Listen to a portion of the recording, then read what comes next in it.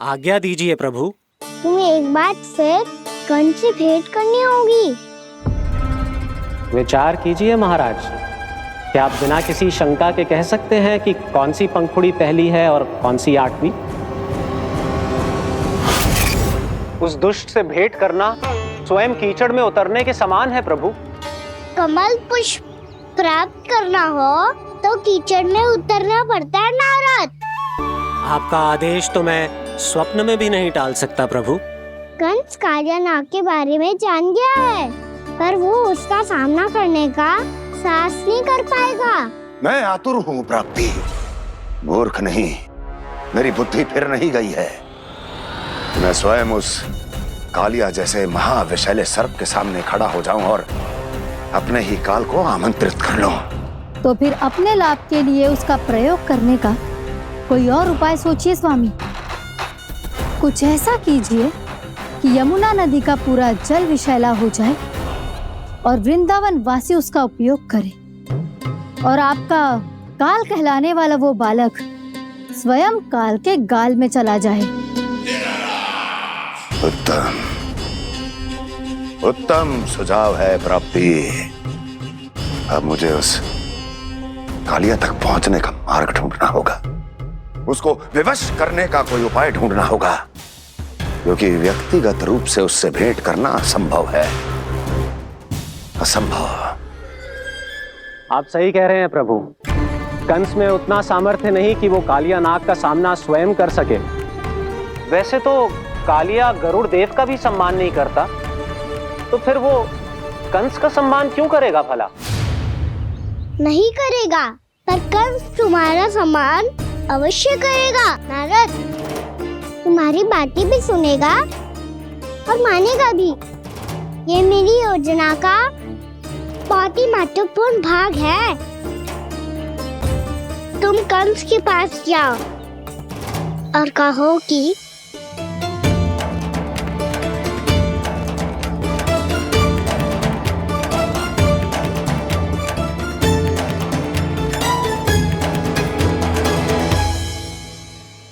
संतान अपने माता पिता को तीर्थ का सौभाग्य दिलाती, पर मेरा लल्ला कितना महान कि उसने हमारे घर को ही तीर्थ बना दिया। ऐसा तीर्थ जहां मेरी आंखों के सामने भक्त और भगवान का मिलन हो रहा है। जो आज्ञा प्रभु।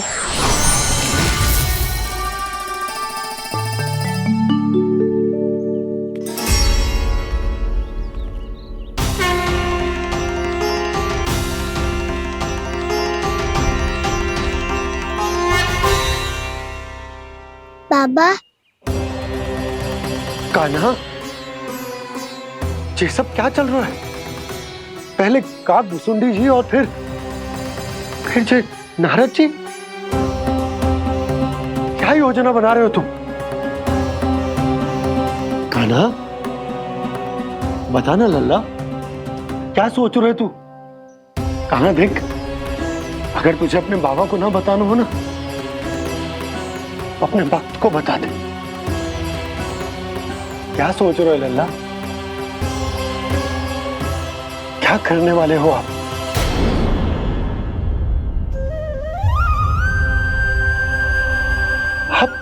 आप इतने दुखी क्यों हो? कान्हा, कान्हा, क्या होगा? क्योंकि मुझे आभास हो गया है बाबा, समय आने वाला है। कौन सा समय आने वाला है लल्ला? शीघ्र सब कुछ बदलने वाला है। भैया को मेरा सत्य पता चल जाएगा बाबा।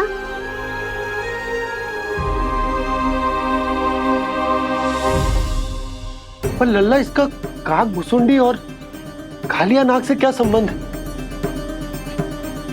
ऐसा क्या हुआ था और क्या होने वाला है?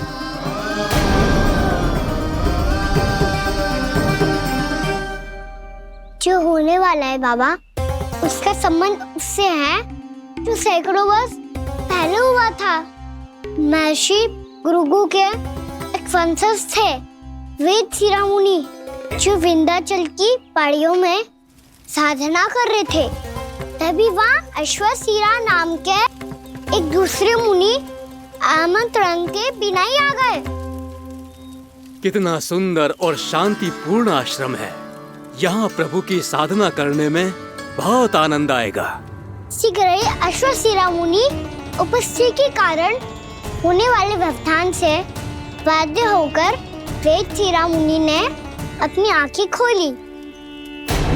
कौन हो तुम और यहाँ क्या कर रहे हो? आपके आश्रम में बहुत शांति है मुनिवर। साधना करने के लिए बहुत ही उत्तम स्थान है ये। मैं चाहता हूँ कि मैं भी यहाँ। आप यहाँ साधना करना चाहते हैं, लेकिन इतना भी नहीं जानते कि किसी के आश्रम में प्रवेश करने से पहले उसकी आज्ञा लेनी चाहिए। आप ये भी नहीं जानते कि यदि कोई यज्ञ कर रहा हो तो बिना अनुमति के वहाँ प्रवेश करने से उसकी यज्ञ साधना भंग हो सकती है। आप क्या साधना करेंगे मुनि? आप तो साधना के योग्य ही नहीं हैं। इतना अपमान! एक मुनि के मुख से इतने कड़वे शब्द शोभा नहीं देते। मैं तुम्हें श्राप देता हूँ, जितनी विषैली तुम्हारी जिह्वा है उतने ही विषैले सर्प बन जाओ तुम। और ऐसा सर्प जो सांस भी ले तो निकट का वातावरण दूषित हो जाए। तुम्हारे इस दुस्साहस के लिए मैं तुम्हें श्राप देता हूँ कि तुम अभी इसी क्षण कौवा बन जाओ, और ऐसा कौवा जो कांव कांव करके अनर्गल प्रलाप करता रहे।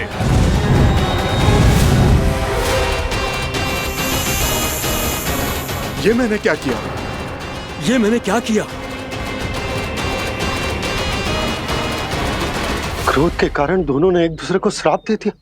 पर दोनों ही मेरे भक्त थे, और भगवान होकर मैं अपने भक्तों को इतनी कठिनाई में कैसे देख सकता था। इसीलिए जिस संकट में उन दोनों ने अपने आप को फंसा लिया था, उसका समाधान करने में मैं उनके पास गया। देखिए ना प्रभु, ये क्या हो गया हमसे? हमारी रक्षा कीजिए प्रभु, मार्ग दिखाइए हमें। क्रोध पर नियंत्रण ना होने के कारण आप दोनों ने एक दूसरे को बहुत ही भीषण संकट में डाल दिया है। अब दोनों ही तपस्वी, तप के बल से दिए गए आपके श्राप को लौटाना भी संभव नहीं है। प्रभु कोई तो उपाय होगा, हम आपके शरण में हैं प्रभु। अपराध तो हमसे हुआ है प्रभु, पर अब आपसे ही आशा है। कुछ ऐसा कीजिए भक्त वत्सल, जिससे हम दोनों के श्राप का प्रभाव कुछ कम हो जाए। आप दोनों ही मेरे भक्त हैं, इसलिए आपकी पीड़ा का निवारण करने का एक उपाय है मेरे पास। वेदशिरा मुनि, जब आप कालिया नाग बनेंगे तो आपको मेरे चरणों को अपने शीश पर धारण करने का सौभाग्य मिलेगा। और अश्वशिरा मुनि, आप काग योनि होने के बाद भी आप श्रेष्ठतम ज्ञान और सर्वाधिक यौगिक सिद्धियों के स्वामी होंगे और प्रवचन दिया करेंगे। इसके बाद अश्वशिरा मुनि काकभुसुंडी बन गए, जिन्होंने आगे चलकर स्वयं गरुड़ देव को रामायण सुनाई। और मुनि वेदशिरा महर्षि कश्यप और देवी कत्रियों के पुत्र कालिया नाग बनकर जल में। और अब वही कालिया नाग जमुना जी में, जिनके कारण जानकी के प्राण लगभग चले ही गए थे। अब कालिया नाग को उचित स्थान पर भेजने का समय आ गया है बाबा। पर ये तो अच्छी बात है कान्हा, वेदशिरा मुनि को दिया हुआ तुम्हारा वचन भी पूरा हो जाएगा, जमुना जी की शुद्धि भी हो जाएगी। इस सब के बाद भी तुम दुखी क्यों हो? क्योंकि इसके बाद मैया के सामने मेरा रहस्य खुल जाएगा बाबा। उन्हें पता चल जाएगा कि उनका बालक कोई साधारण बालक ना है। भविष्य में जो होने वाला है उसे सबके सामने घटने से रोकना मेरे लिए भी संभव ना होगा। मैया को सब पता चल जाएगा। क्या पता चल जाएगा रे मुझे?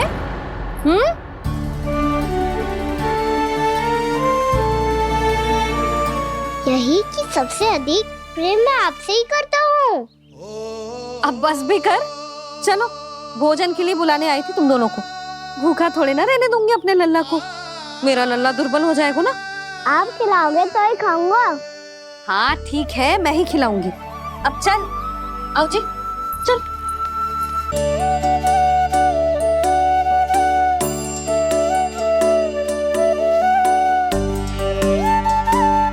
भैया खेलो ना मेरे साथ। भैया सुनो ना, मेरी बात ना मानोगी? अभी बहुत कार्य पड़े लल्ला, देख जानकी को औषधि भी देने जानो है ना। औषधि मैं दे दूंगा, फिर तो खेलोगी ना आप मेरे साथ? पिछले कुछ दिनों से अपनी मैया का अधिक से अधिक प्रेम पाने का प्रयास करो है कान्हा। इसका तो एक ही अर्थ हो सकता कि कछु बहुत बड़ो होने वालों है। कान्हा रुक जा लल्ला। कान्हा क्यों तंग कर रहा है? मैया को पहन लेना। कान्हा, कान्हा, ये क्या करो तूने?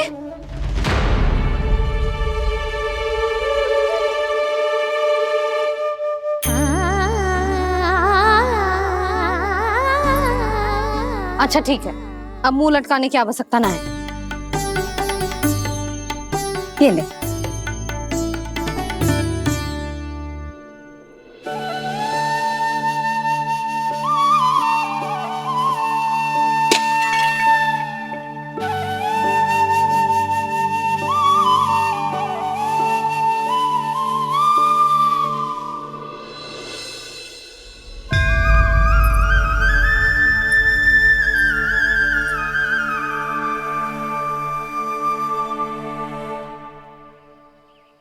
तंग करे मैया को खिजाए, खेले रूठे मनाए, लीला अनोखी करके शरारत, कान्हा दंड भी पाए।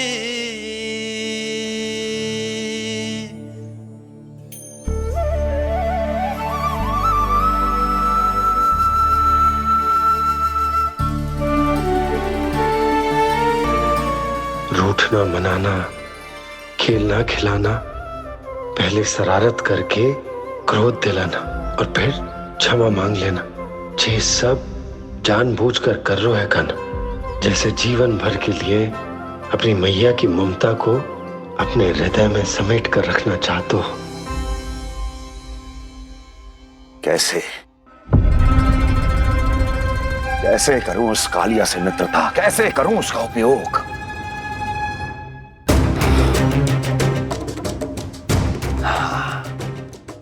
उस पर आक्रमण कर देता हूं और उसे किसी ना किसी तरह से यह विश्वास दिला देता हूं कि यह आक्रमण उस विष्णु अवतार ने किया है।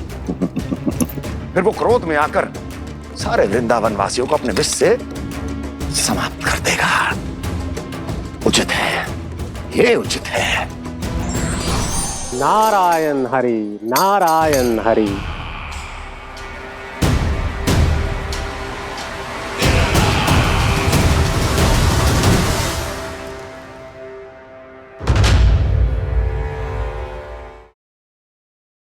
मैं तो बस आपके हित में पिछली बार की तरह एक सुझाव लेके आया था, पर यदि आप मेरा सुझाव सुनना भी नहीं चाहते तो आपकी इच्छा।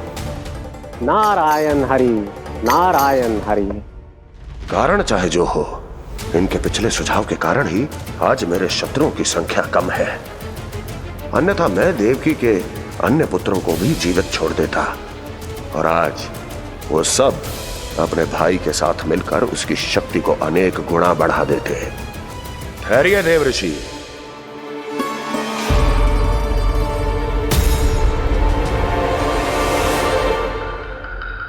बताइए, क्या सुझाव है आपके पास? मेरे सुझाव का नाम है कालिया नाग।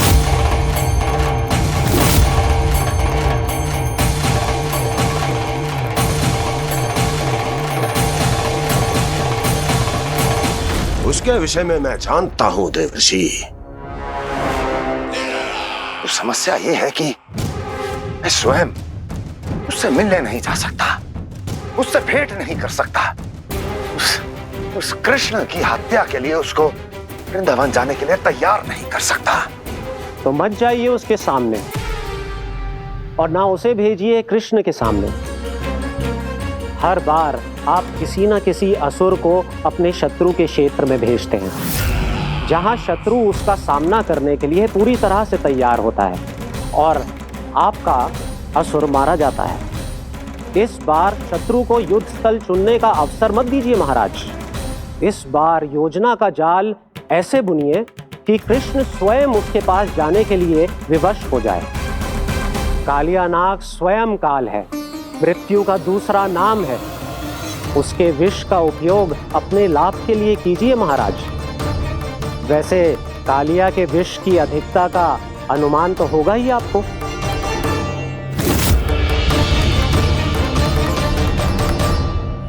एक बार जो उसके क्षेत्र में पहुंच गया, फिर उसके विष से बचना असंभव है। उचित सुझाव है देवर्षि, उचित सुझाव है। देवर्षि, उस छलिया विष्णु की भक्ति करते करते आप भी उसके रंग ढंग सीख गए हैं। उचित है। उचित है।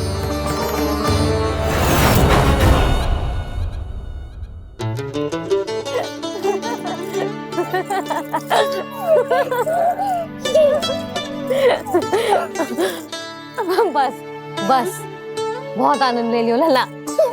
बस अब दूध पी ले। ठहर ठहर, गर्म है।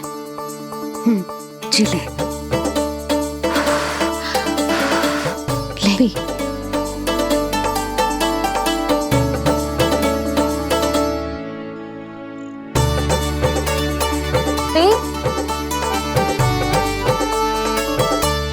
मैं ना होती तो ना जाने क्या होता तेरा। अपने आप दूध भी ना पी सकते है, भावला कहीं का। आपकी इस प्रेम के लिए तो मैं धरती पे आया हूँ मैया।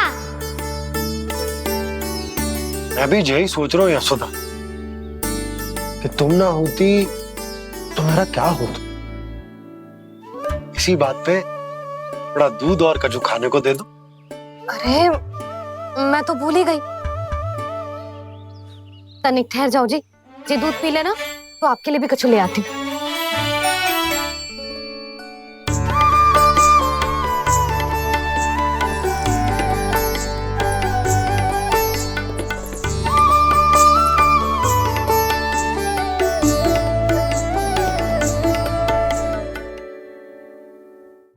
प्रणाम महाराज। आपकी आज्ञा के अनुसार बिल्कुल वैसा ही पत्र तैयार किया है जैसा आप चाहते थे।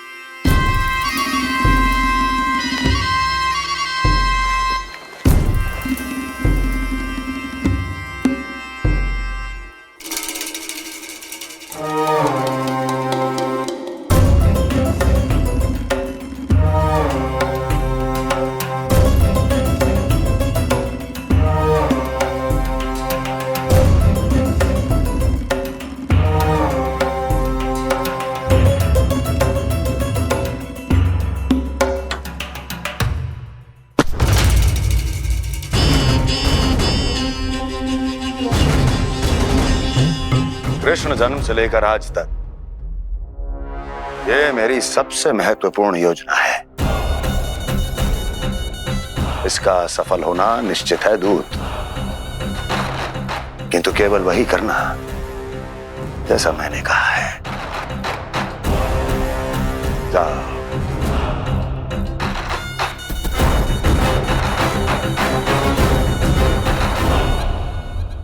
कान्हा,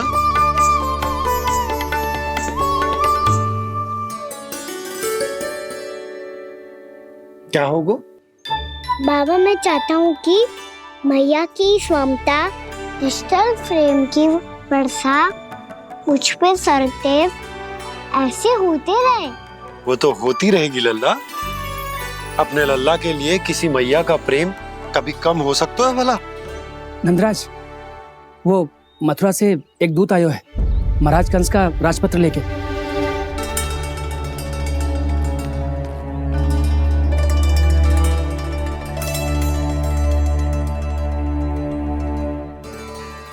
कान्हा, अब क्या वाला है।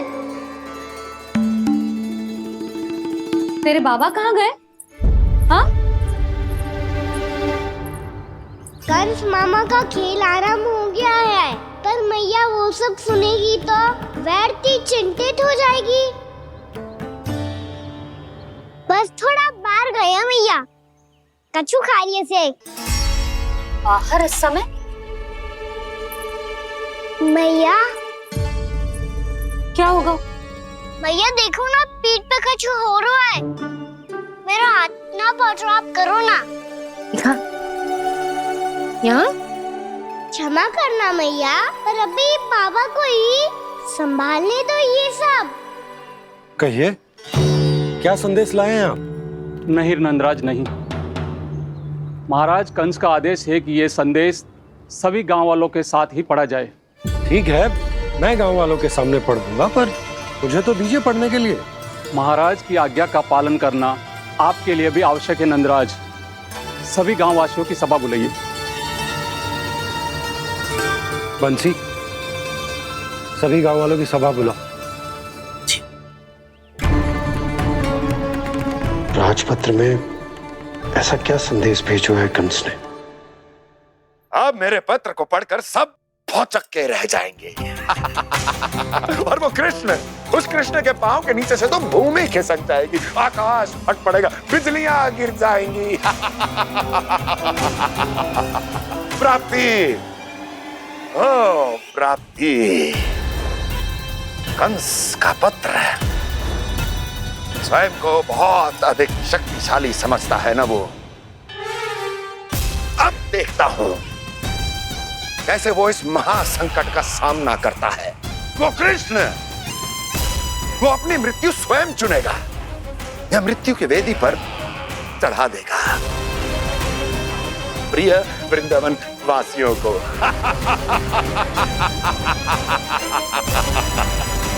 अब आएगा आनंद प्राप्ति, अब आएगा आनंद।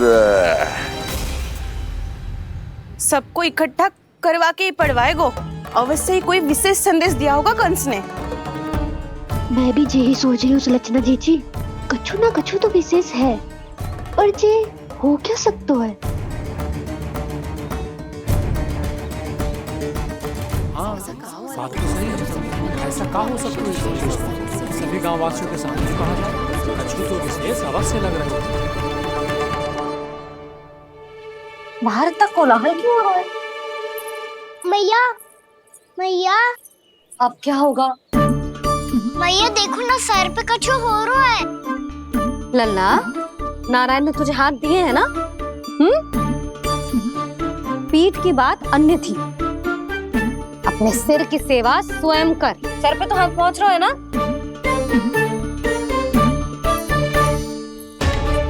मैया सुनो ना, मैया देखो ना, तीव्र कर कछु हो रहा है। मैया देखो ना, तीव्र कछु हो रहा है।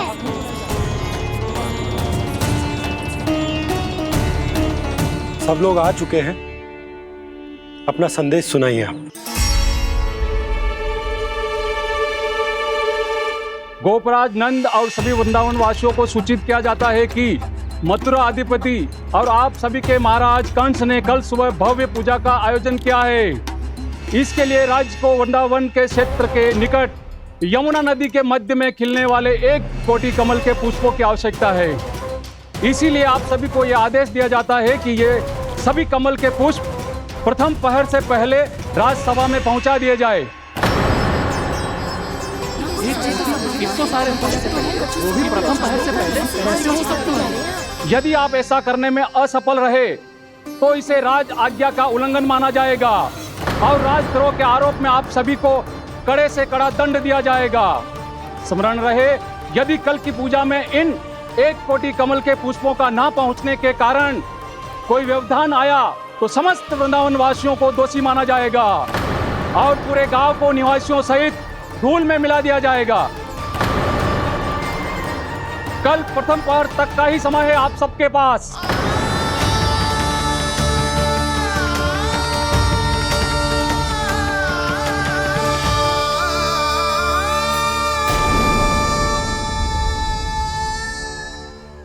कमल पुष्प, वो भी कल प्रथम प्रहर में?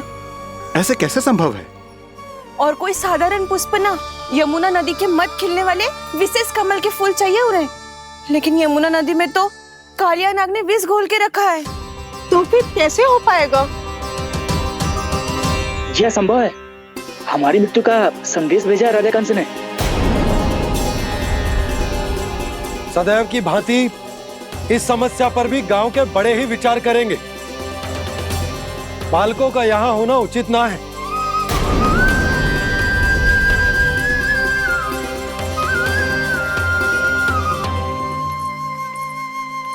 लल्ला ले, जे गेंद ले, जा अपने सखाओं के साथ खेल। सुबह उज्जवल, मधुमंगल वसंता, देखो मैया ने क्या दिया है। चलो खेले, बहुत आनंद आएगा आज।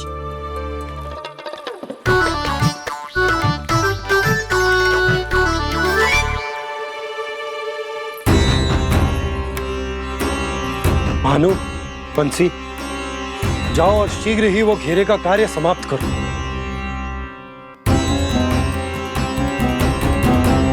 पर कछु ना कछु तो करना पड़ेगा ना। पर हम कर ही क्या सकते हैं?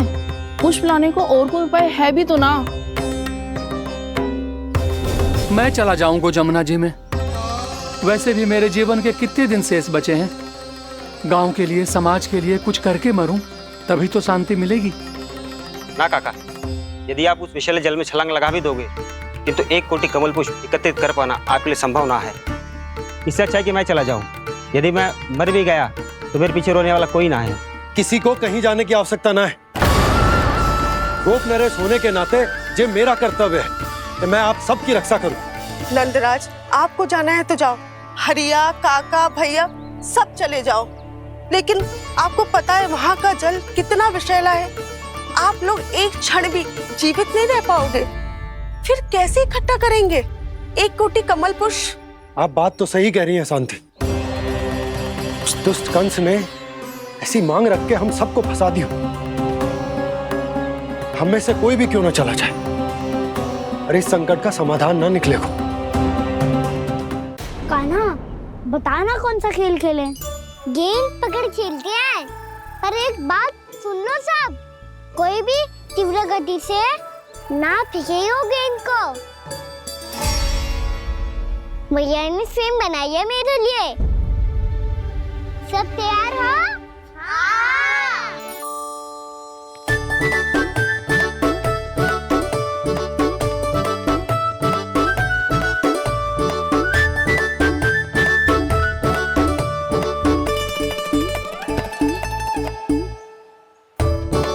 मुझे दो, मुझे दो।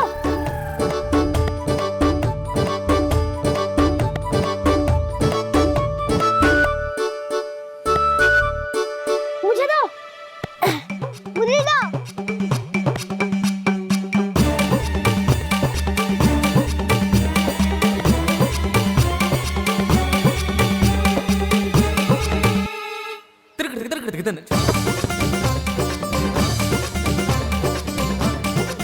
कान्हा, इतनी धीरे से फेंकेगो तो कैसे आनंद आएगो? थोड़ा बल लगा के फेंक। हाँ कान्हा, हम अभी बड़े हो गए हैं, तू अब भी छोटे बालकों की तरह फेंक रहा है।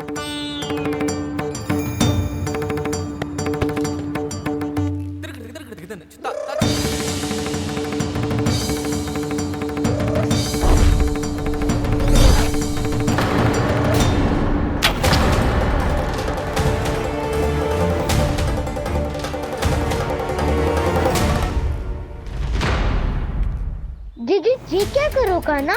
गेंद तो डूब गई।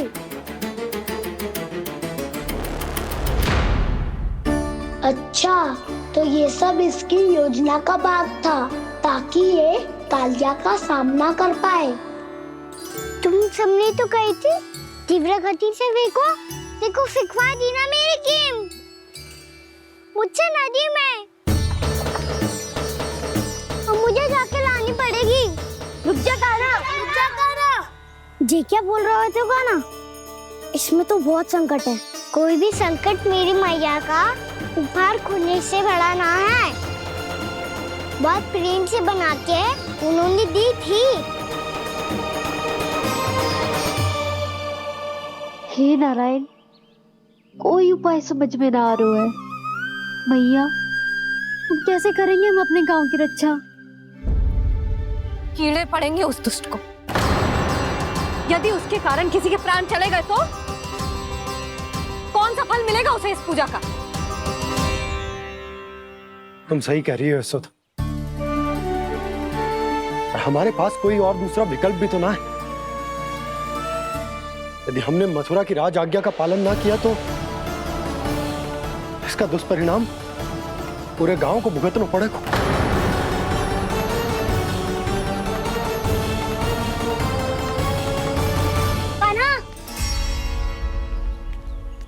हमें पता है कि तू भगवान है, दिव्य है, बहुत शक्ति है तुझ में, पर फिर भी हम तुझे विषैले जल में ना जाने दे सकते। कुछ होगा तो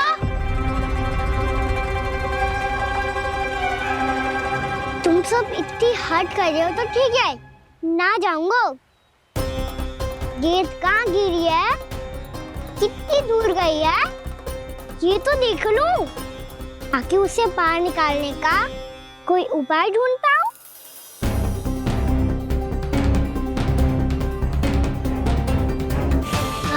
हाँ।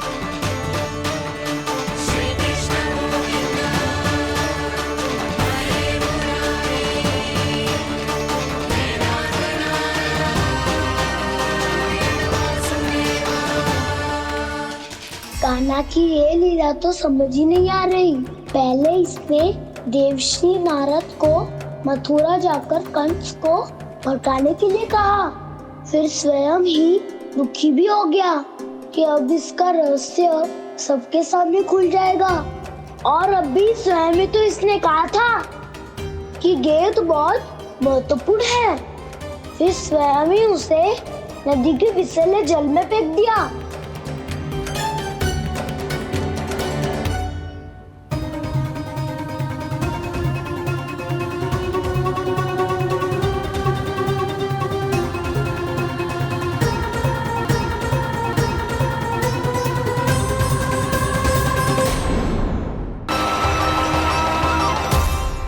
क्या किया कान्हा ने? कालिया नाग तो उसे देखते ही निकल जाएगा।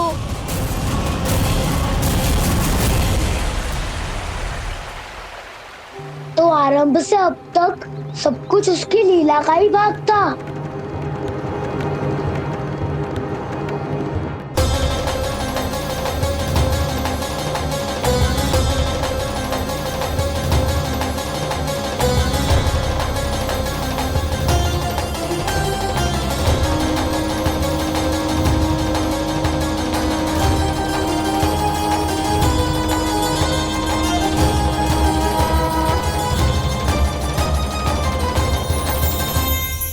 इतना सुंदर रूप, मन मोहने वाली मुस्कान, अद्भुत तेज और भगवान जैसी दिव्यता। कौन हो तुम? हाँ, तुम्हें देखकर तो हम सब सम्मोहित ही हो गए।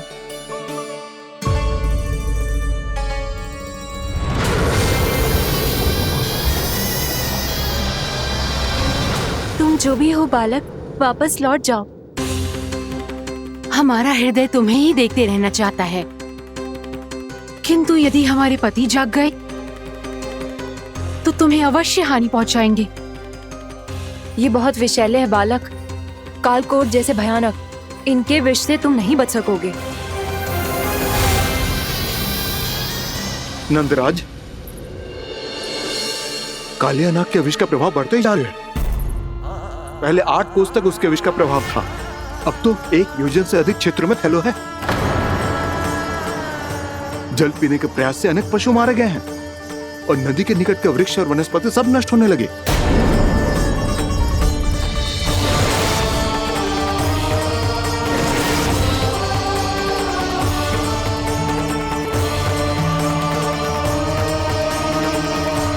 इनके विष की तीव्रता इतनी अधिक है बालक कि इनके संपर्क में आने वाले को तड़पने का भी अवसर नहीं मिलता। इनके विष की अग्नि क्षण भर से भी कम समय में प्राणवायु को जलाकर राख कर देती है।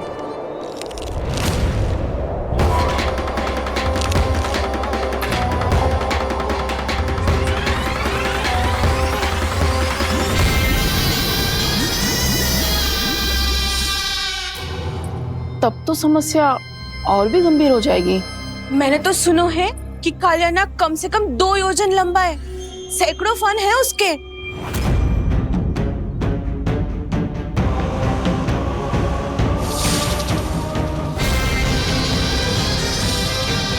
इसका अर्थ तो ये है कि हम दोनों ओर से फंस गए। एक और कंस को 1 कोटि कमल पुष्प देने जो कि कालियानाग के क्षेत्र में पड़ते हैं, और दूसरी ओर उस कालियानाग का विष यमुना जी के क्षेत्र में बढ़ता ही जा रहा। इसके कारण हम ही नहीं, निर्दोष पशु पक्षी भी संकट में। इन दोनों समस्याओं का एक ही समाधान है, उस कालियानाग का सामना करना। और ये ना समझ आ रहा कि हम ये करेंगे कैसे, क्योंकि ये बात साधारण मनुष्य के बस की ना है।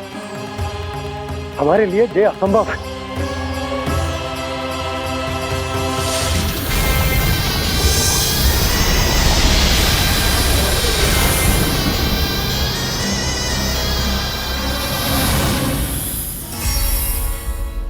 अब तो तुमने अपनी आंखों से भी देख लिया बालक, ये कितने विषैले हैं। नींद में भी विष उगलते हैं। इससे पहले कि तुम्हें कुछ हो जाए, चले जाओ यहाँ से, मान लो हमारी बात।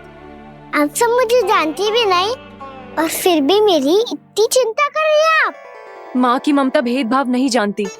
तुम भी किसी के पुत्र हो और हम सब भी माँ हैं। एक माँ को हर बालक में अपनी ही संतान दिखाई देती है, इसलिए हम तुमसे विनती करते हैं, वापस चले जाओ, बचा लो अपने प्राण। मेरी चिंता मत कीजिए, मुझे कुछ नहीं होगा। होगा, अनर्थ होगा यदि ये उठ गए तो।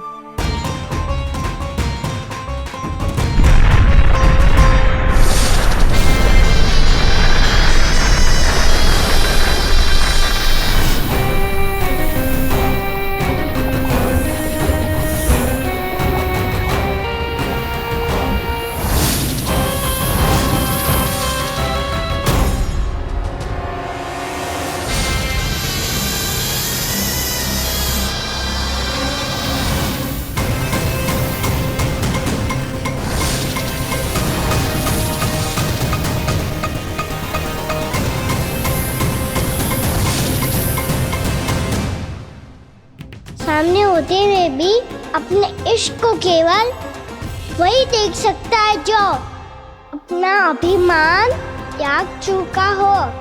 पर पूर्व जन्म में मेरा भक्त होने के नाते मेरा सत्य स्वरूप देख पाने में मुझे इसकी सहायता करनी चाहिए।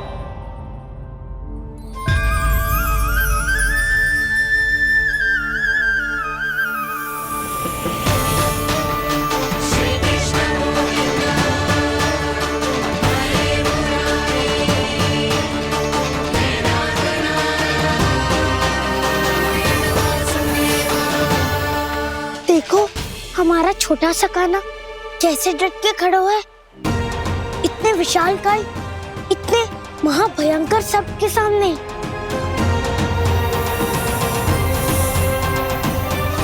ये कोई भगवान नहीं है जो इसके सामने हाथ जोड़ रही हो तुम सब।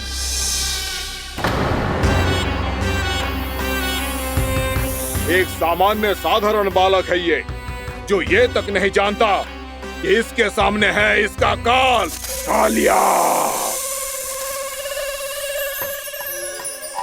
तू कौन है बालक? मेरे इतने निकट आकर भी तू जीवित कैसे है? मेरी नहीं, अपनी चिंता करो कालिया। बहुत मनमानी कर ली तुमने। अब बस मैं तुम्हें रोकना हूँ। अब बस मैं तुम्हें रोकना हूँ। मैं तुम्हें रोकना हूँ। बित्ते भर का है तू, मेरे विष के बारे में जानता ही क्या है? और कहता है मुझे रोकने आया है। किससे? किससे रोकना चाहता है तू मुझे? मुझे क्रोध दिलाने की भूल मत कर बालक। अपनी फुंकार से ही तेरी इस मुस्कुराहट को अंतिम मुस्कुराहट बना सकता हूं मैं। शीघ्र बता, कौन है तू और किसने भेजा है तुझे? तुम्हें आवाज भी है कि अपनी पुकारों से तुम कितना विष भूल चुके हो? पवित्र यमुना नदी को कितना दूषित कर दिया तुमने। और यही नहीं, तुम्हारे कारण निकट के जीव जंतुओं, वृक्ष, वनस्पतियों सबको हानि पहुंच रही है। तो क्या? मुझे उससे क्या? मुझे है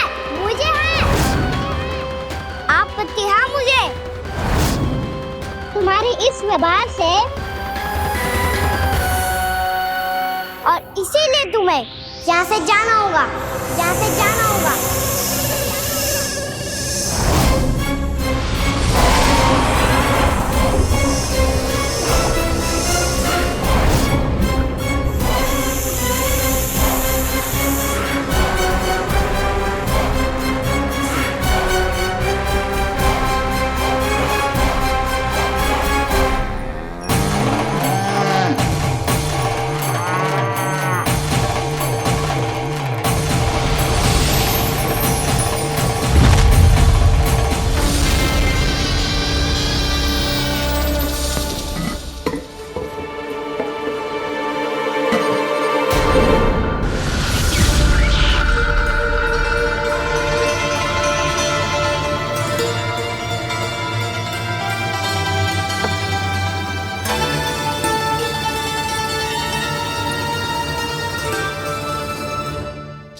मुझे आदेश देने का साहस भी कैसे किया तूने?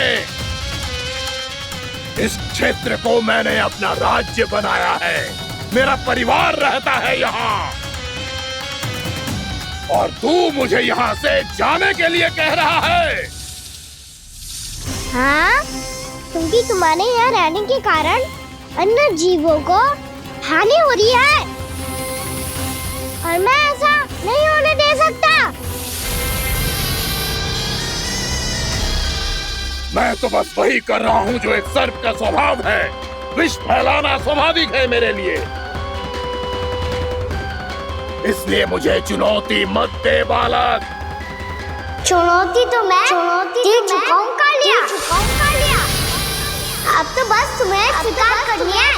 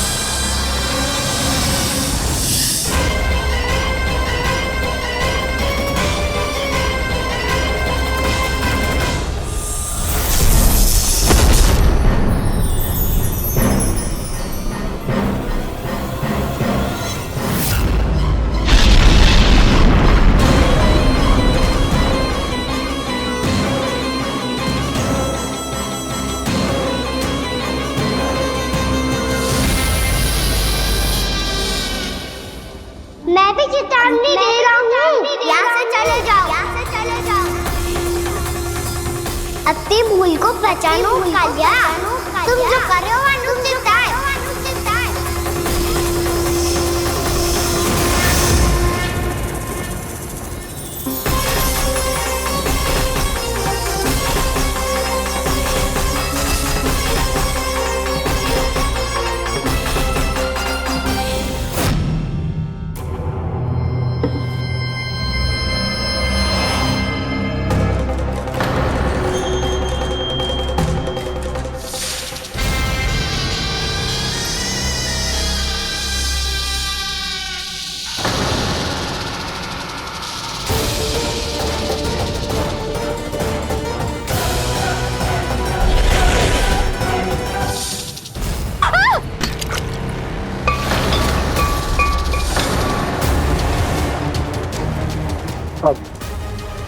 मैं आता हूँ। क्या हो गया सुधा? मुझे आवाज हो रहा है जी, कछु ना कछु गड़बड़ है। यशोदा, जो समस्या हमारे सामने है, हम सभी उसका समाधान खोजने में जुटे।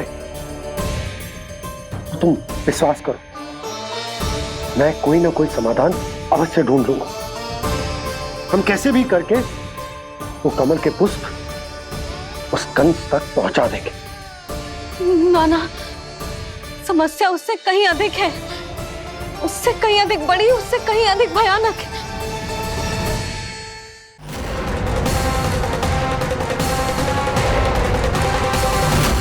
इसकी ये बूंद से ही सबके प्राण चले जाते हैं। इसने तो विष की धारियां फेंकी है कान्हा पे। कान्हा कैसे बच्चे को अधिक विष से? इसका विष तो क्या, ये सर स्वयं भी छू तक नहीं पाएगा हमारे कान्हा को।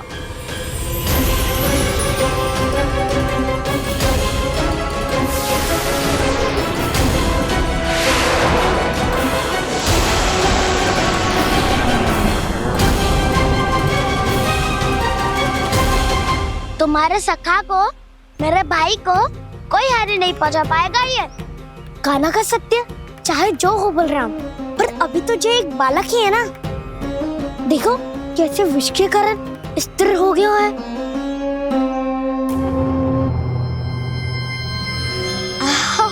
हाउ सर्फ ने कितनी आसानी से अपनी पूंछ से बांध लिया है।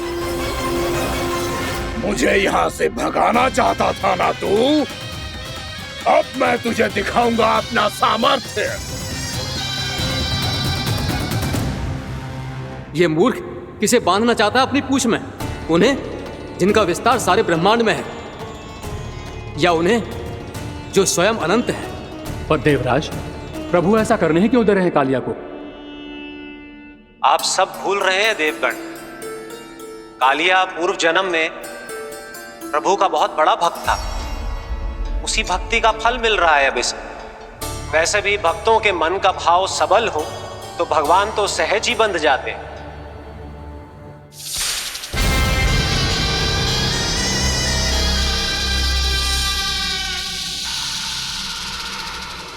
बलराम, तुमने ही तो कही थी कान्हा को कछु ना होगो। देखो दुष्ट ने चारों ओर से जकड़ लियो है।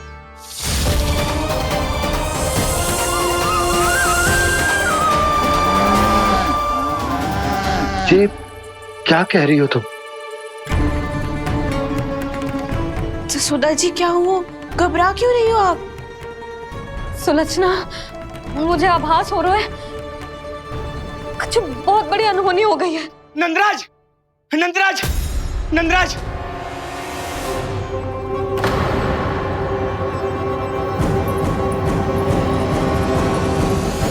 नंदराज, कान्हा ने जमुना नदी में छलांग लगा दी है। कान्हा ने जमुना नदी में छलांग लगा दी है। कान्हा ने जमुना नदी में छलांग लगा दी है। कान्हा जमुना में कूद गया है। मुझे लगा था आज कछु गड़बड़ होने वाली है। मुझे आज कान्हा को ना जाने देना चाहिए था।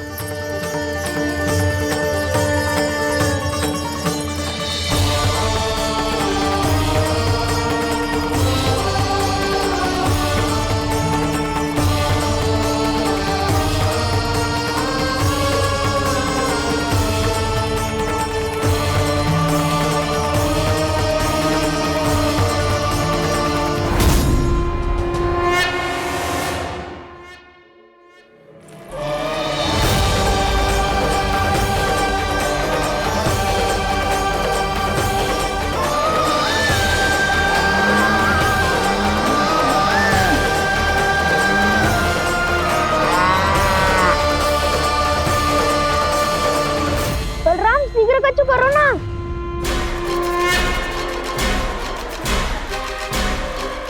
कुछ भी करो पर कान्हा को बचाओ। नाग बहुत भयंकर है, कान्हा अकेले ना संभाल पाएगा इसे।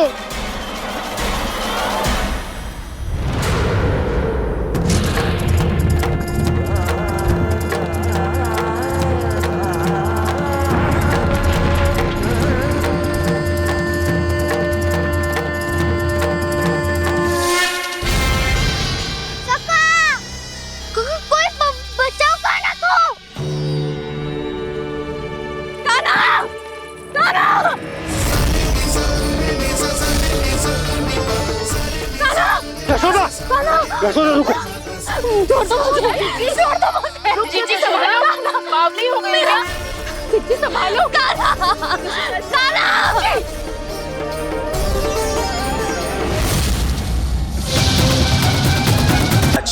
नाग पत्नियों के हृदय में भी ममता का वही प्रेम उमड़ रहा है। देखिए। मैं आपके हाथ जोड़ती हूँ स्वामी, इस बालक को छोड़ दीजिए। ये अवश्य ही कोई दिव्य आत्मा है स्वामी। हम आपसे विनती करते हैं स्वामी, इस नन्हे बालक को हानि मत पहुंचाइए स्वामी। मेरी पत्नियां मेरे ही शत्रु के लिए विनती कर रही हैं। अब यदि इसके पक्ष में एक शब्द भी कहा तुम सबने, तो मैं इस बालक से पहले तुम सबके प्राण ले लूंगा।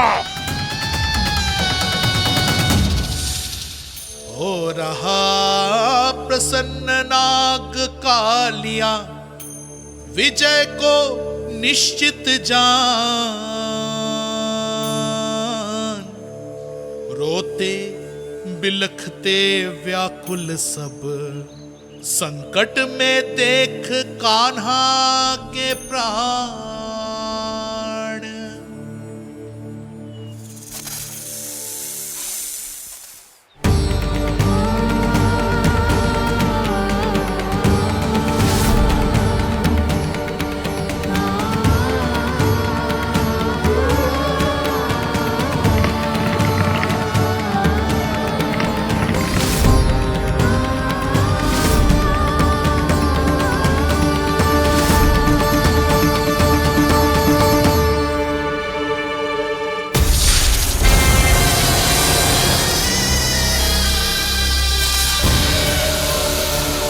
कुछ करो जी, मेरे लल्ला को बचा लो, कोई तो कुछ करो।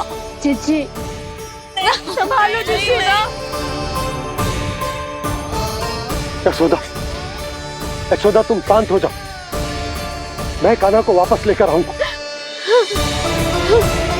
मैं रक्षा करूंगा उसकी। ना नंदराज, नंदराज नहीं, कम से कम आप तो समझो नंदराज, कालिया के पास आप जाओगे तो आप भी फंस जाओगे।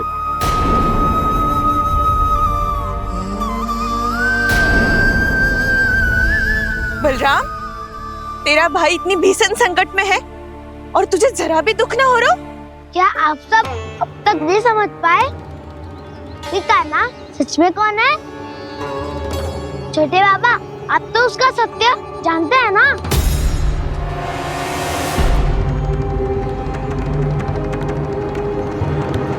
मानता हूँ कि आप सब कान्हा के रहस्य के बारे में नहीं जानते, पर क्या उसके जन्म से आज तक घटी एक से बढ़कर एक विचित्र घटनाओं को भी भूल गए हैं आप सब? भूल गए हैं कि कैसी पूतना जैसी राक्षसी उसका कुछ बिगाड़ नहीं पाई, कैसे तरनावती जैसा भयानक राक्षस उसे एक खरोच भी नहीं दे पाया था।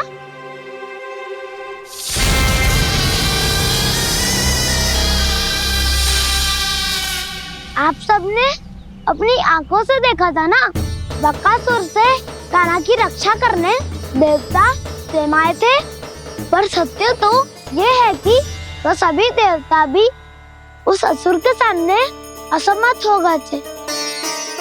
तब कान्हा ने बहुत ही आसानी से उस भयंकर असुर का वध किया था, एक ही बार में धराशायी कर दिया था उसे।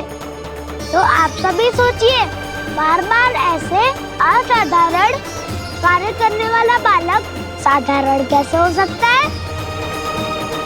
अब तो आरंभ से ही सारा सत्य जानते हैं छोटे बाबा। रहस्य छुपाने में सदैव काला की सहायता करते आए हैं आप, और आज आप स्वयं ही उसके सत्य को भूल रहे हैं।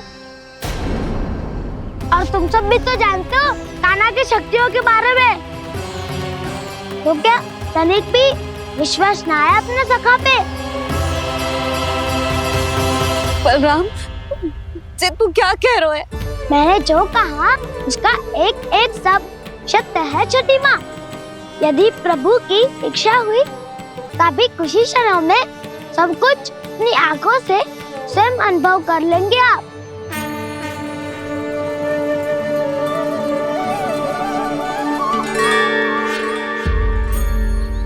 शांताकारं भुजगशयनं पद्मनाभं सुरेशं।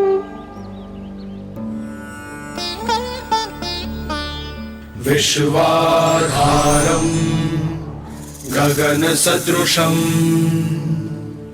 मेघवर्णं शुभांगं लक्ष्मीकान्तं कमलनयनं योगी वीरध्यानगम्यम् वन्दे विष्णुं भवभयहरं सर्वलोकैकनाथम्।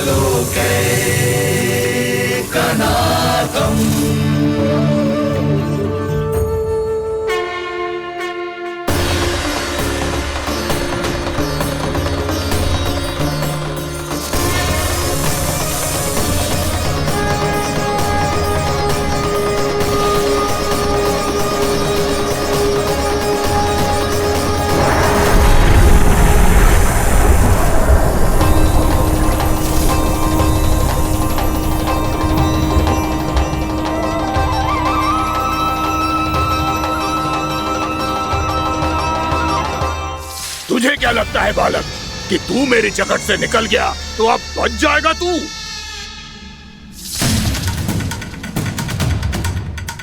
मेरे विष से अपनी प्राण रक्षा करने में सफल रहा, मेरी जकड़ से भी छूट गया, पर मेरे दंश से नहीं बच पाएगा।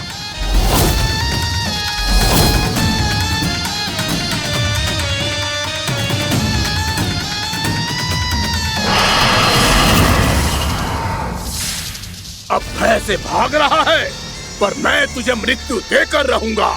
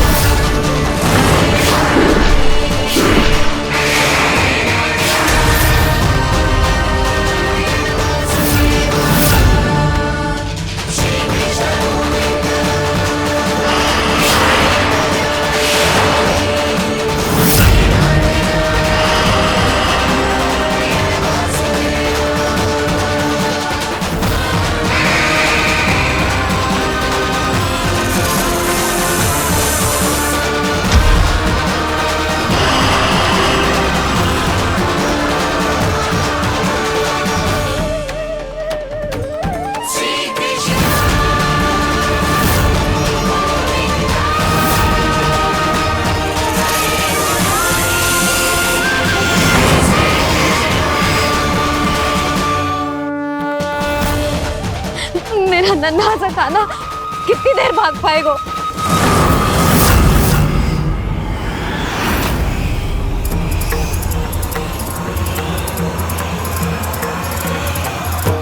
और कितनी प्रतीक्षा करोगे मेरी भक्त कालिया? भक्त नहीं, काल हूं मैं तेरा। जब अहंकार का मुकुट बुद्धि को ढक लेता है तो भक्त अपने भगवान को भी नहीं पहचान पाता। व्यर्थ की पहेली में मत उलझा बालक, ना मैं भक्त हूँ और ना तू भगवान।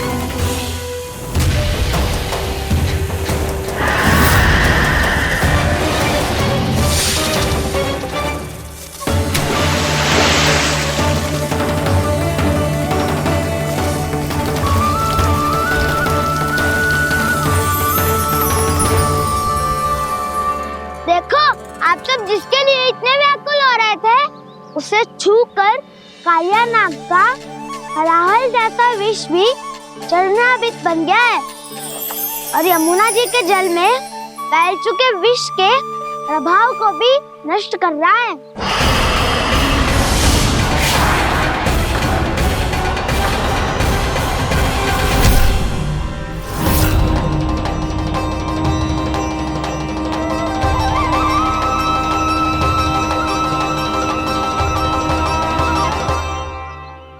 धर्म रक्षक, अधर्म विनाशक प्रभु श्री कृष्ण का कौशल सचमुच अद्वितीय है।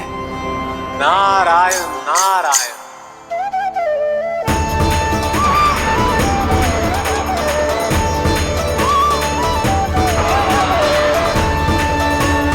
मेरा भार तुम्हारे भीतर के अहंकार का प्रतीक है कालिया।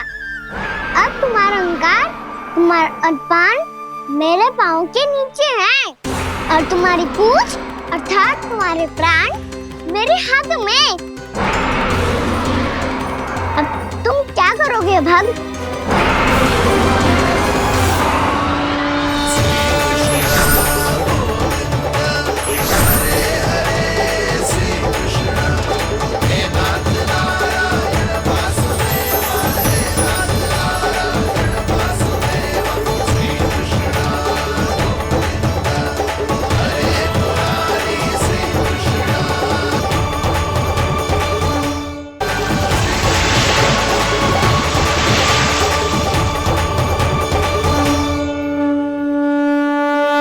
प्रभु, भले ये आपको पहचानने में असमर्थ हो, पर हम सब ने आपको पहचान लिया है।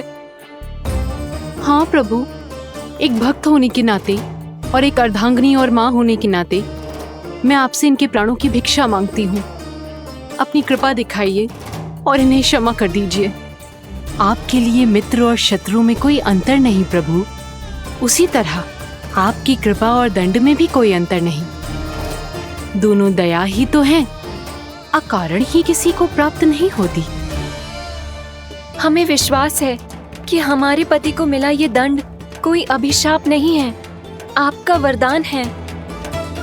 ये सत्य है प्रभु कि इनसे बहुत से पाप हुए हैं। इनके विष से बहुत सारे जीव जंतु को हानि पहुंची है, पर अब आपके चरण इनके शीश पर पड़ गए हैं। ऐसी कृपा तो बड़े बड़े महान महात्माओं को भी दुर्लभ है, और इन्हें प्राप्त हुआ तो अवश्य ही ये किसी महान पुण्य का ही फल है। हे प्रभु, उन्हीं पुण्य कर्मों की शक्ति का आह्वान कर मैं आपसे विनती करती हूँ, इन्हें प्राण दान दीजिए। मैं अपने इस भक्त को क्षमा अवश्य करूंगा देवियों, यदि ये अपने अहंकार को त्याग कर मुझे पहचान ले तो।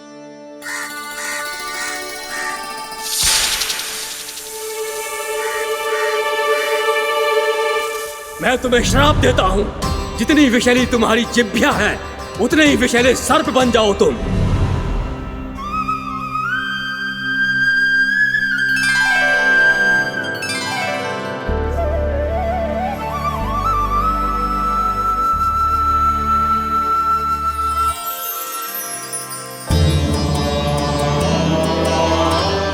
नारायण, मुझे क्षमा कीजिए नारायण। मैं तो आपका परम भक्त था, किंतु मैं आपको पहचान नहीं सका। इसका दंड तो मुझे मिलना ही था, किंतु मैं अब प्रायश्चित करना चाहता हूं। इसके लिए यदि आप मेरे प्राण भी ले लेंगे तो भी मुझे कोई दुख नहीं होगा। मैं अपना जीवन, मृत्यु और अपना अस्तित्व सब कुछ आपको समर्पित करता हूं। मैं तुम्हारी क्रोध के कारण श्राप मिला, जिसे विशाल सर्प के रूप में तुम्हारा जन्म हुआ, और सर्प का तो स्वभाव है विष फैलाना। इसीलिए तुम्हें दंड नहीं दूंगा मैं। सिर्फ सभी अपराधों का पश्चाताप कर लिया, इसीलिए मैं तुम्हें क्षमा करता हूँ कालिया।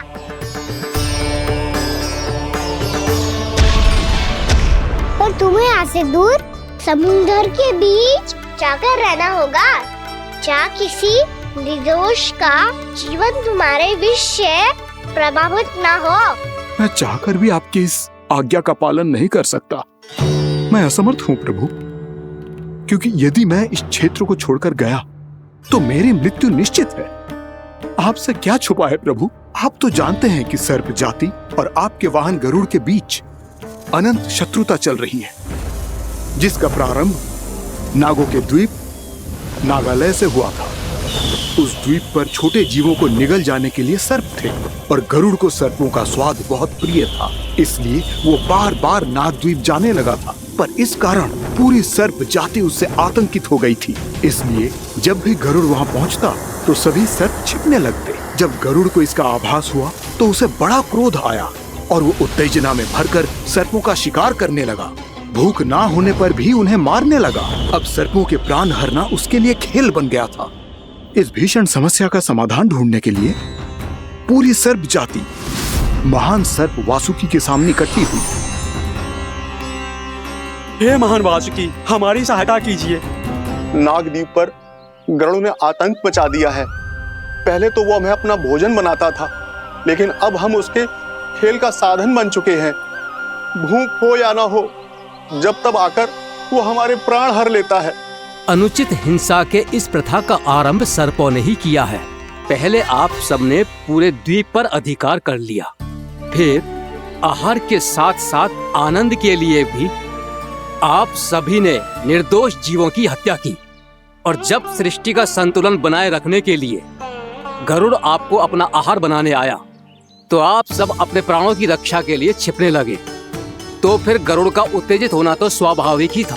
नागनाथ, जो हमने अन्य जीवों के साथ किया वही अब हमारे साथ हो रहा है, परंतु ये भी तो सृष्टि के संतुलन के विरुद्ध ही है ना? अवश्य है, इसलिए मैं गरुड़ से चर्चा करूंगा। धन्यवाद प्रभु।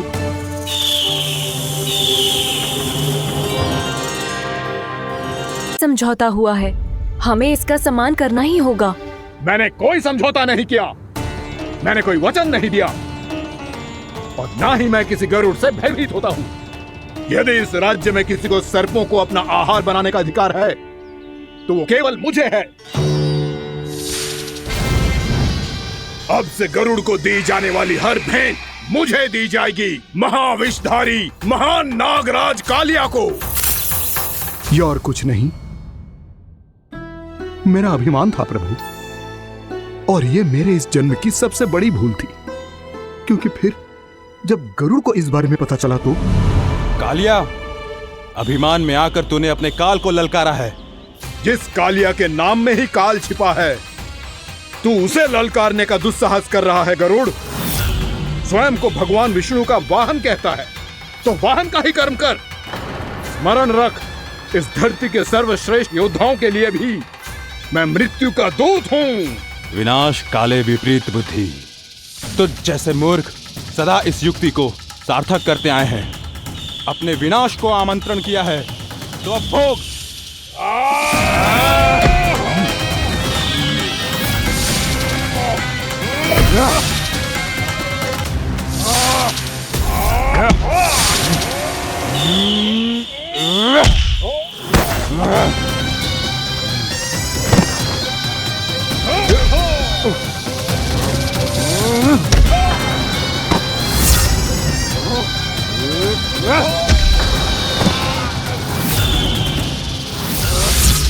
जिसने मेरा भोजन चुराने की धृष्टता की है वो इसी योग्य है।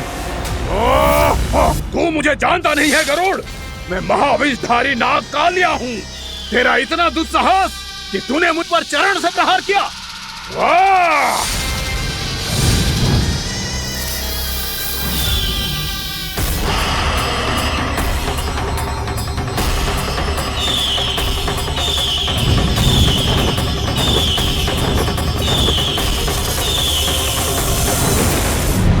मैं अपने अभिमान में भूल गया था कि गरुड़ मुझसे कहीं अधिक शक्तिशाली है।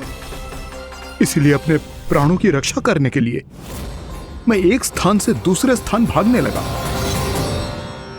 नदियां, पर्वत, यहां तक कि मैंने सागर भी लांघ डाला, पर मैं जहां भी जाता गरुड़ के रूप में मेरा काल वहीं आ जाता। इसीलिए मृत्यु की आशंका से भयभीत होकर मैं अपने बड़े भाई मां कद्रू के प्रथम पुत्र अनंत शेषनाग से राय लेने चला गया। भैया, मैं यहां आपसे आपकी सहायता लेने आया हूं। मेरी एक छोटी सी भूल के कारण यह गरुड़ मेरा पीछा कर रहा है। मुझे हर समय हर स्थान पे ढूंढते रहता है। यदि उसने मुझे ढूंढ लिया तो वो निश्चित ही मेरे प्राण ले लेगा। मुझे कोई ऐसा स्थान बताइए जहां मैं अपनी पत्नी और अपनी संतानों के साथ शांति से रह सकूं। तुम यमुना नदी के किनारे वृंदावन क्षेत्र में जाके वास करो कालिया। गरुड़ वहां प्रवेश नहीं कर सकता क्योंकि उसे ऋषि सौबरी का श्राप मिला हुआ है।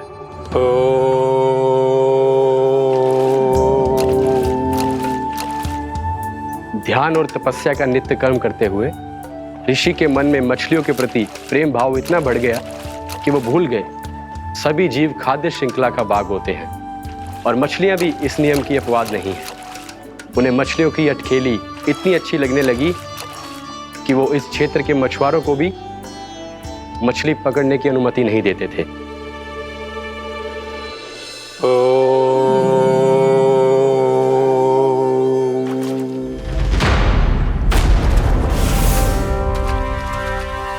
उस दिन वो उस पक्षी को नहीं रोक पाए, पर तब से सावधान रहने लगे। यहां तक कि अपने साधना से भी अधिक ध्यान वो पक्षियों पर केंद्रित करने लगे।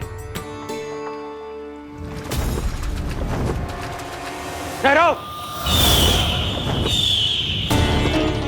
इसी क्षण अपनी चोंच में पकड़ी इस मछली को छोड़ दो। तुम्हें इन मछलियों का आहार नहीं करना चाहिए पक्षीराज। ये तो खाद्य श्रृंखला का नियम है ऋषिवर। यदि मैं इनका आहार नहीं करूंगा तो कोई और पक्षी कर लेगा। मैं अपने आनंद या प्रतिशोध के लिए इनके प्राण नहीं ले रहा। ये तो बस मेरा भोजन है। पर यह मेरा तपस्या स्थल है। तुम यहाँ शिकार करके मेरी साधना में विघ्न नहीं डाल सकते पक्षीराज। यदि आपकी यही इच्छा है तो मैं आज के बाद यहाँ नहीं आऊंगा।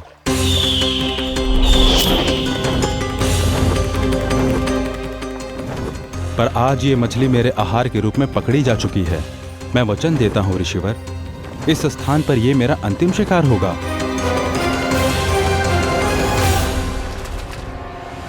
आज के बाद यदि तुमने वृंदावन की निकट उड़ान भी भरी तो तुम सैकड़ों टुकड़ों में फटकर मारे जाओगे पक्षीराज। ये मेरा श्राप है।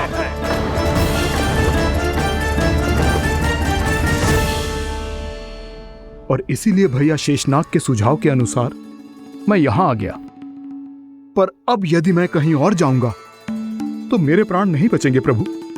निश्चिंत रहो कालिया, अब से गरुड़ तुम्हें कोई हानि नहीं पहुंचाएगा। अब तुम्हारे फनों पर मेरी पक्षिंग बन गए कालिया, इसलिए अब से तुम्हें गरुड़ से कोई भय नहीं होगा। निश्चिंत होकर अपने परिवार के साथ गहरे समुद्र में चले जाओ और सुख से शांति से निवास करो। पर ध्यान रहे निर्दोष जीवों को हानि ना पहुंचे। आपने मुझे जीवन दान दे दिया प्रभु, इस उपकार से मैं कृतज्ञ हूँ प्रभु। आदेश दीजिए, मैं आपकी सेवा कैसे करूं? तुम्हारे जल क्षेत्र से 1 कोटि कमल पुष्पों को लेने की अनुमति दे दो कालिया। यह मेरी सेवा होगी प्रभु। ये तो मेरा सौभाग्य होगा।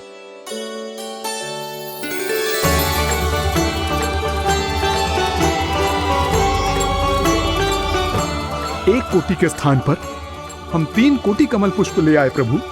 मैं तुम्हारी सेवा भाव से प्रसन्न हुआ कालिया।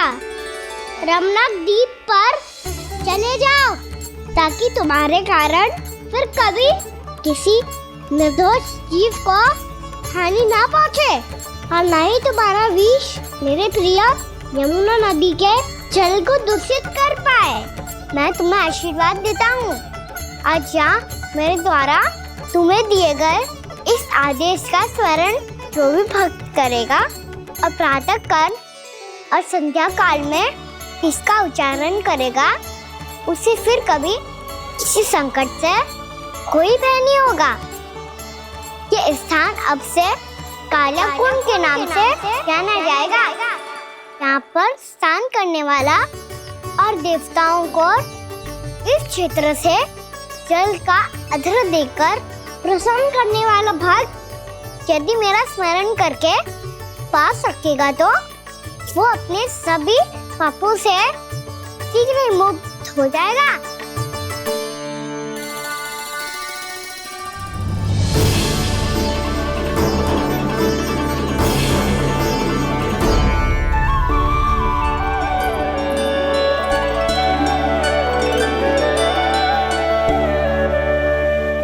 कौन है जी भगवान जिसने अभी अभी कालिया जैसे विशाल विस्तर का सामना किया? क्या एक साधारण बालक जो शीत की अधिकता से ठिठुर रहा है? क्या करूं? मैं लल्ला को ममता के आंचल में छुपा लूं या भक्त बनकर प्रभु की लीला देखती रहूं? क्या करूं मैं? कितना ठंडा था जल, बहुत सर्दी लग रही है। सर्दी से तड़पते हुए कैसे देखूं इसे? अभी जाके अपने पल्लू से सुखाती हूँ। हृदय से लगा के स्नेह की आंच दूंगी तो सर्दी पल भर में छूमंतर हो जाएगी।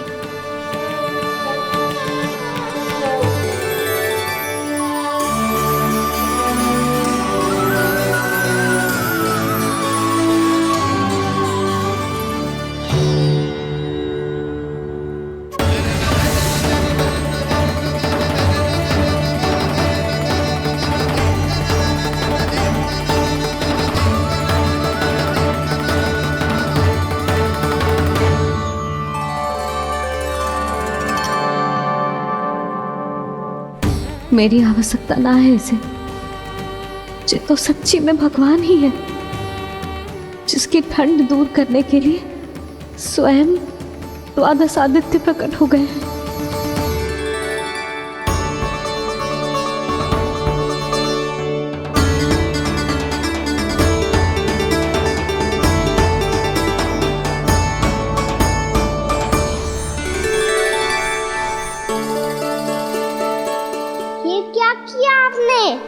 मैया मुझे अपने हृदय से लगाने वाली थी कि आप सब प्रकट हो गए। क्षमा कीजिए प्रभु, पर आपको भीगा हुआ देखकर, ठंड से ठिठुरता हुआ देखकर हमसे रहा नहीं गया। हम अपने वश में नहीं थे प्रभु। भक्ति से भावुक होकर हम प्रकट होने पर विवश हो गए थे। हमारी किरणें जैसे स्वयं ही फूट पड़ी और दौड़ पड़ी आपको सुखाने के लिए। मैं आपका प्रेम, आपकी भक्ति समझता हूं आदित्यगण, और इसीलिए इस समय मैं जहां खड़ा हूं, इस स्थान को द्वादश आदित्य टीला के नाम से जाना जाएगा। द्वादश आदित्य टीला के नाम से जाना जाएगा। हम धन्य हो गए प्रभु। और कहाँ जा रहा है? जो गड़बड़ किया है उसे सुधारिए तो सही। प्रभु आज्ञा दीजिए। अपना दाब इतना अधिक बढ़ा दीजिए कि मुझे स्वेद आने लगे, ताकि मैया मुझे स्वेद में लीला देख के और भूल जाए कि मैं भगवान हूँ, और मैया मुझे अपनी गोद में उठा के ले जाए।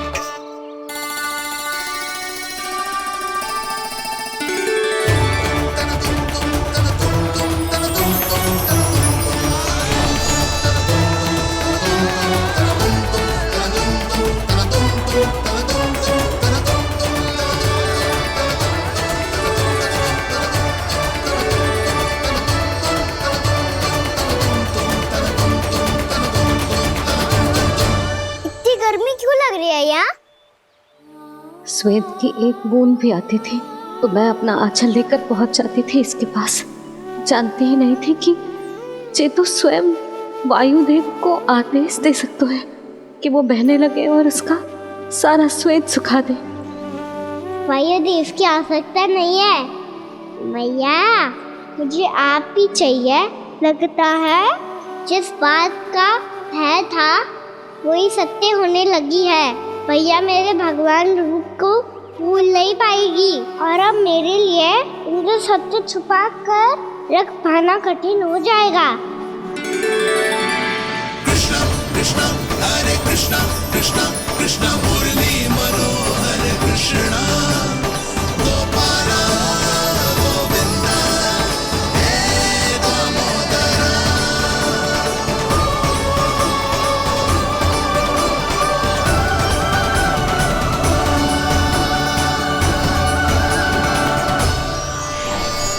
प्रभु, आपके श्वेत से बने इस प्रसंगदान सरोवर का प्रणाम स्वीकार कीजिए।